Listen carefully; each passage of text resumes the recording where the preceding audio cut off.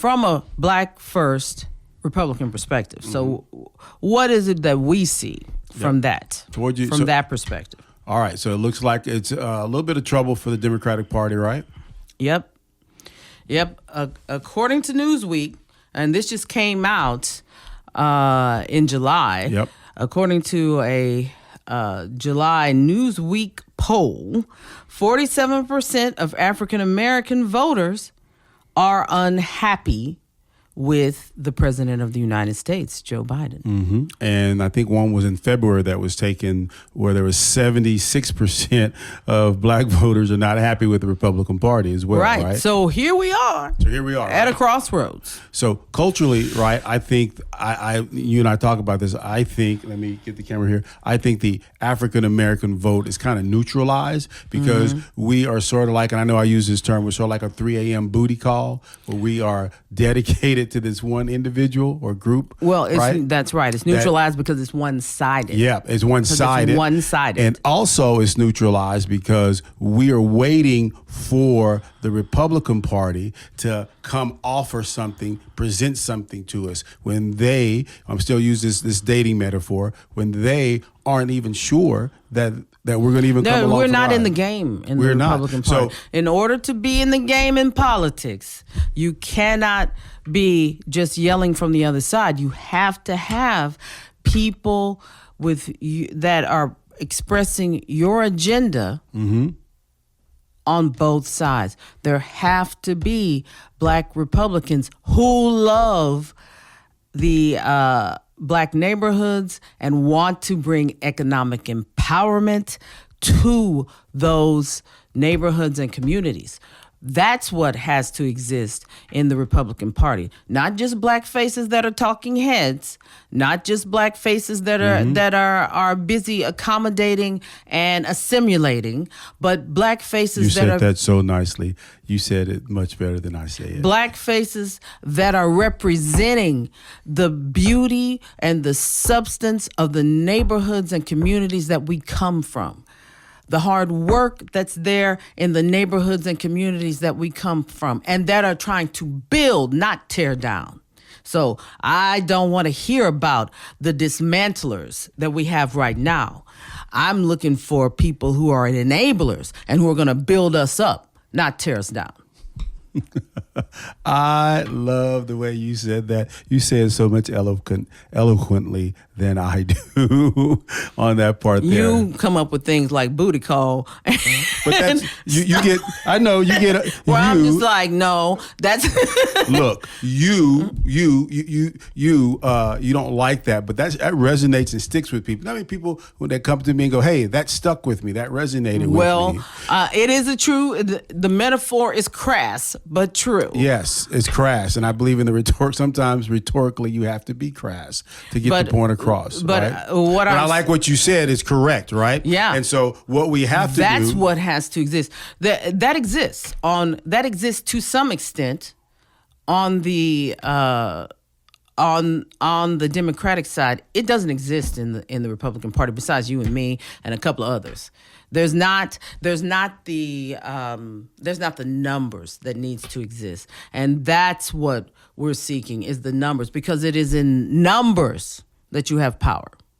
And we have to have that power in the Republican Party, because that stamps out the crazies, the knuckle-dragging morons who are going around trying to pull insurrections and all kinds of other things and throw these race-based dog whistles out, all the while supposedly representing a party that is about family values and that is supposed to be based on the tenets of Christendom, and Judeo-Christian values. Well, no.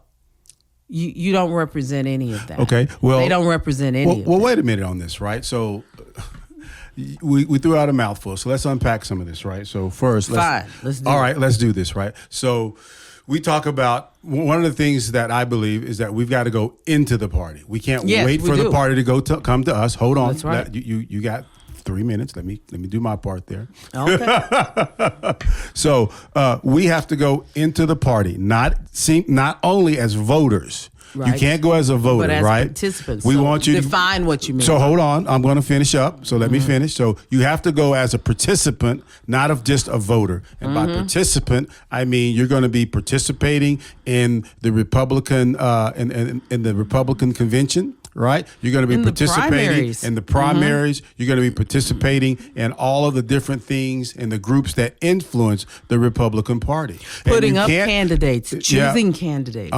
Putting up candidates, choosing candidates, but also having a backbone.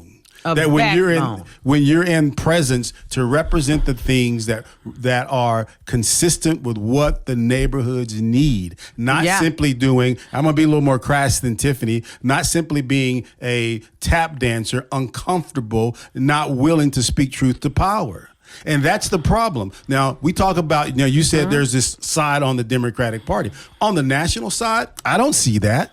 I see this. This is what I'm not speaking to. Well, hold on. So what I see is the people simply saying things like, we see this all the time, and I pointed out, you've been noticing it, right? Anytime they bring up black people, we're either the first and second paragraph, and they transition into something else. Right? It's and blacks, minorities plus something else, and we receive nothing. We receive nothing. The other group, whatever the other group is, receives whatever they're getting. This is true. And we receive nothing. We receive nothing. Prior to this epoch in time, we were always told the same thing, right? Wait. Well, beyond that, we were told that laws are written not singling out the individual, but rather for the group. And for the group, right? And now we're seeing laws written to single out individual groups. Yep. Individual groups.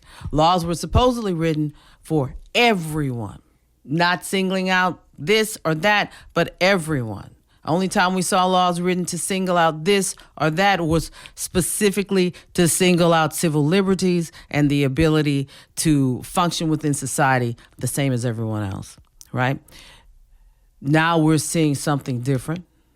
We are. And yet the black community has still, under the leadership of the, loved and stroked other party, and under the leadership of this party, we have seen nothing headed towards the African American community, and that is because the vote is divided. The vote is one-sided, right? Our votes, our pool of people all go to one place every single time, and they know you're coming.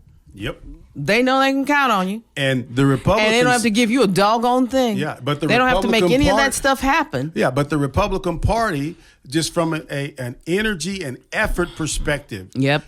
They don't make the effort. Why don't they make the effort? And I see these talking heads... Because all of the votes in this group goes... No matter what. Over... No matter what. No matter what. No matter what it is. Everyone sees that. Okay, so wait a minute. So let's talk about that. So now we've got these numbers that say, hey, we're unhappy. But hold on, let's take it down this path, right? So the spin that our plantation Negroes in the Republican Party give, and you know who they are. I'm not going to, those who shall not be named. Energy to their names. Those who shall not be named, come back and say. I can't stand it. Come back and say, that's because black people own a plantation where they've been brainwashed, right?